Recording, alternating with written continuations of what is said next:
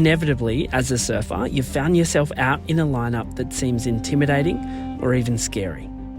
Now, firstly, you should know that it's completely normal for you to have this feeling amongst waves that are out of your comfort zone. And secondly, know that everybody experiences this, just at different levels. One's comfort level among waves is largely determined by exposure. Simply put, the more you've been exposed to waves, and even intimidating waves, the more comfort you'll generally feel. This is why surfers who grow up surrounded by powerful, intimidating surf also happen to fare really well in those conditions. It's not really a surprising conclusion to make. But it leaves us with one big question. How can we, as new surfers, or surfers who didn't get that exposure to bigger waves, improve in those conditions? Well, in today's video, I want to share 6 steps to navigate powerful or intimidating conditions just for you. This video is brought to you by thesurfersroadmap.com, my online surfing university designed to get you from wherever you are with your surfing journey to the next level and beyond. Join over 10,000 students smashing their surfing goals via the link in the description below. Let's start off with the most important step, which is take the time to assess the conditions. I mean, it sounds completely obvious, but I often see many surfers paddle out into a lineup completely uninformed, and that's the opposite of what we want. We can get quite rigorous with our assessments too.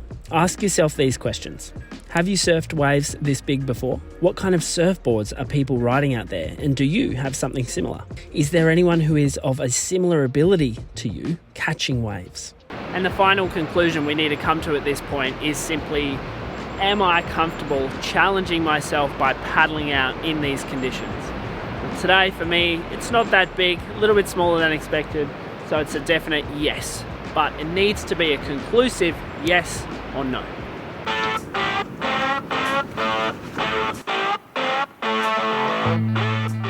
Now that we've committed to the session, we need to start getting specific about the visualization that we're doing. Step 2 is to identify and then visualize the paddle out. Again, it sounds simplistic, but I see many surfers make the mistake of mistiming their paddle out and copping sets on the head, or misplacing their paddle out and having the same thing happen. We're looking for a part of the break where there is little to no whitewater if possible, and we want to observe the frequency and signs of the sets so that we can ideally avoid one landing on us as we paddle out.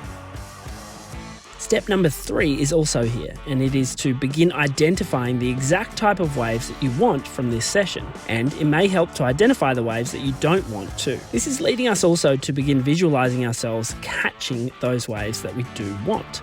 This helps us identify the location in which those waves will break, where we will need to be in order to catch one, and the type of line we might want to take once on that wave. This is also a good time to begin observing your own reaction to that idea. Does it make you incredibly nervous? Can you step back a bit and observe that nervousness without judgment, and can you trust your abilities to handle such a wave? Now we can get ourselves in position.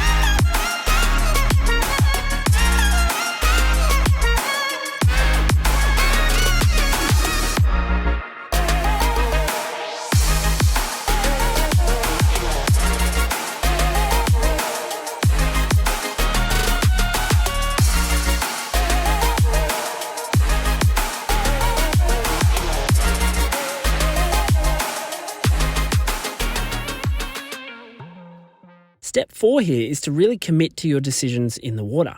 Some of the most dangerous moments in surfing I have seen arise from a surfer's lack of commitment to a wave.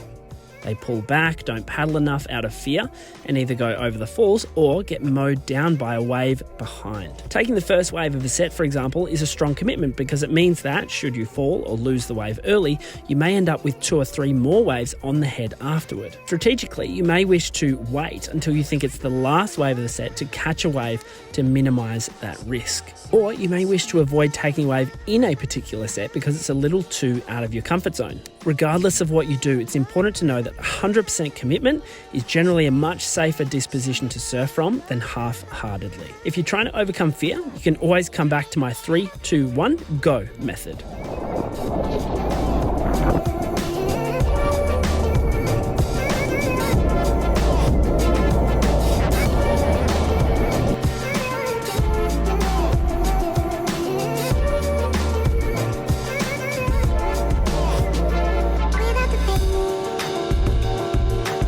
Our next helpful step is to surf with a friend.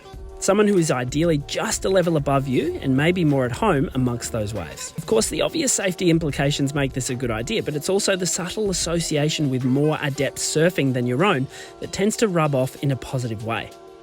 When a good surfer is shouting encouragement at you from the sidelines, it makes catching waves more fun and exciting and less intimidating. It also means you'll have someone to watch out in the water whose behaviour you can emulate.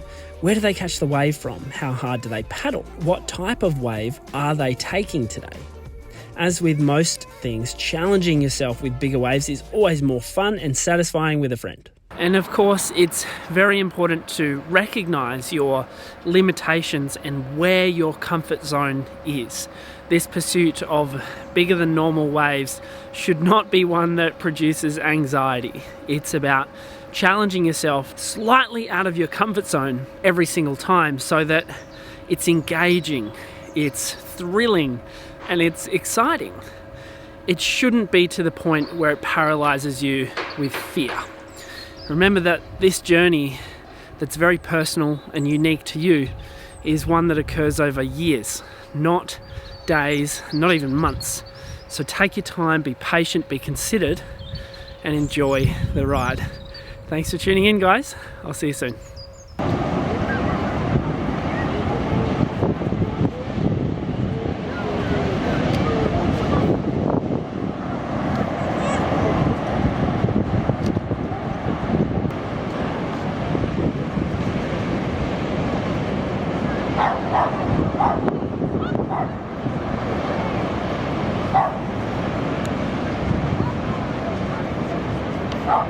All right.